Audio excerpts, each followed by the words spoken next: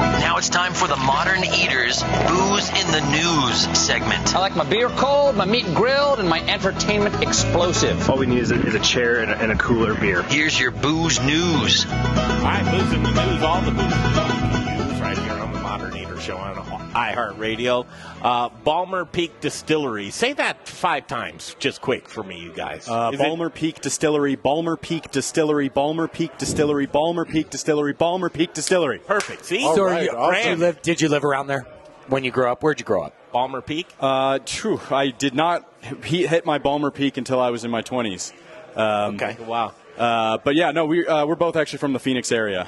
Really? Yeah. How'd you get turned on to Ballmer Peak? Well, when we turned 21, we were able to start experimenting with booze, and I think that's when we found our... Yeah, you waited till you were 21, I'm sure, boys. Look, my mom's watching. Eric Strom, Austin Adamson. Who's Eric? Who's Adam? Eric. Austin. Austin. Good to see you guys. Let's learn. And Charlie Gottenkind, do you know Charlie? Yeah, we met earlier. Yeah. Oh, cool. All right, this is going to be fun. I've been eyeballing those bottles all night, so. Have you really? Yeah. What catches your eye? Clear whiskey. Clear whiskey. Yeah. Well, basically, it's just whiskey that's not being aged yet. Aged for a minute. Yeah, technically. For no less than 1 minute. All right.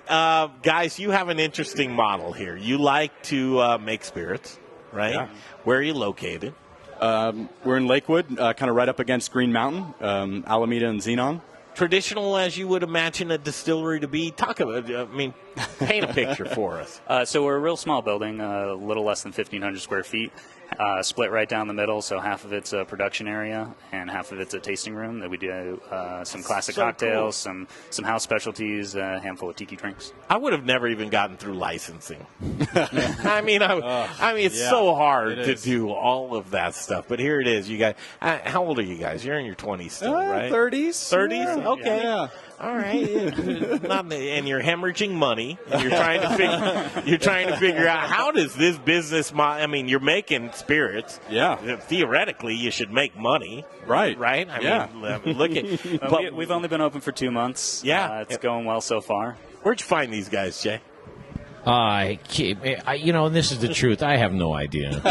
We were wondering how you found us too. I search the internet. I look for stuff, right? Sometimes it comes from other guests on the show, and sometimes I just came across it. And what got me is, and I should have tried to talk him into bringing me a shirt, is the soup can logo. Soup. That's what got me. That would look good on you at Gibby's during a UFC fight. Yeah, that's where I'm going at the end of tonight. I know you are. Guys, I find it so fascinating, especially in the spirits world, of all of the different models. The traditional model that's there, you'll have Sean Smiley at 2. He wants you to suffer. You need to suffer and go through this and age your spirits and you put on are you distilled by, fermented by, bottled by, where are you getting your stuff? Are you mixing, are these actually your spirits? And then you got Mike Myers from 291. He's like, I'm going to turn everything on its ear. I'm going to force stave some stuff, smaller barrels. I'm going to get this, I'm going to mature it quickly, and I'm going to win awards across the board of I'll mess with your palate. You have a traditional palate? Okay. This is not the traditional method, right? So you guys are aging stuff in 4 days. Yeah. Yeah. Talk about what you guys are doing. So we do rapid aging for a lot of our products. Our golden rum here is one example. We take glass containers, 5-gallon glass carboys, put in our rum, overproofed, 120 proof, throw in some charred oak spirals, and then take that glass. Do you see my ghetto aging up there in that little fish? Yeah. I can't believe he just showed you that and even called it anything except an experiment. Valid experiment. We take it one step further, and we take those glass containers. You're licensed, theoretically. Yes. We take that glass container and put it into a hot water bath, a sous vide, heat it up to 150 degrees. As you will. Hold it at that temperature, and then cycle it. So the container is maybe 75% submerged. And so what that does is it actually creates a circulation. So it heats and cools itself like a lava lamp. And then that kind of it pressurizes and then the bung pops out. So there's oxygenation happening. And then, we cycle the temperature.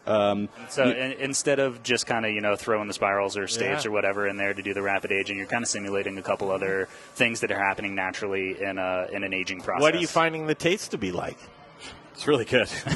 Where did you get the idea to do this? I mean, that sounds amazing. Science geek. We're on the internet it was a lot. Accident. Yeah, it was an accident. We early on, we were just kind of like, let's see what doing it'll do. Did it in a little tiny mason jar, and the next day we came in, and we're just kind of like, it's probably like, how do we make money without sitting on our stuff for 4 years? We just kind of did it to see what put in a bath would do, and the next day we came in, it tasted great. So we've been doing that since. Okay, couple minutes left. Here it is. What's your business model now? What do you have, and how are you disseminating it? Eric, if you want to make a quick cocktail, while I explain our lineup here.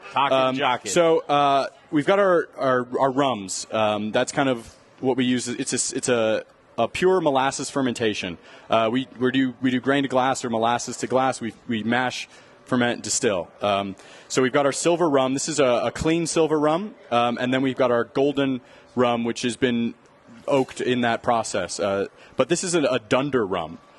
So if you're familiar with sour mashes for whiskeys, this is a similar technique applied to rum. We take the leftover distillate, the stillage, the pot ale, the dunder, and we let that continuously ferment and grow and build these deep acids and high esters. Then we use some of that into a new batch, and that becomes a dunder rum. It gets really funky, kind of spicy, earthy, vegetal. It's just really interesting flavors, and it balances really well when oaked, especially. And then, of course, we've got our white whiskey, which is made with specialty malts. So it's peated malt, crystal malt, Munich malt, pale malt. We get most of that from Loveland, except for our peated malt, which comes from Scotland. And you just get all that flavor from those grains. We don't get, it's aged for no less than 1 minute because it has to be to call it whiskey. But you get the flavor of the grains, and it's really interesting. There's chocolate notes, there's coffee, there's a hint, a whisper of peat throughout. Because you did that all without a breath, which I appreciate. Am I 58.50 or 59.50, Don?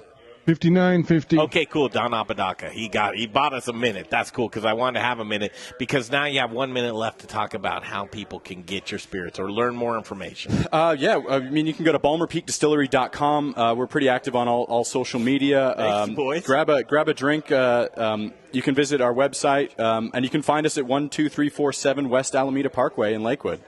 We've got a small bar tasting room, mid-century tiki inspired. A lot of 15 different cocktails that Eric here has crafted together with our spirits. I like how you're running with the rum. Yeah. Rum runners. That was rum. That's our gin. Gin, okay. That's kind of our version of a last word. Good job, guys. So yeah, it's an Australian. Everything we make in house. Yeah. You're the mad scientists of spirits making. I like it a lot. I really do. Very innovative. Thank you, everybody involved tonight. Chef Dane's Kitchen, he did a great job. Kevin Galaba here with us tonight. Thank you, Kevin. Charlie Gottenkind, Brews Beers. Exciting stuff going on with you guys and our friends, the cast and crew. For Jay Parker, Dave Avery, Kenyon George, Little Rich Schneider, and Brian Freeman, myself, Greg Hollenbach. See you next week. Ross Kaminsky in the morning.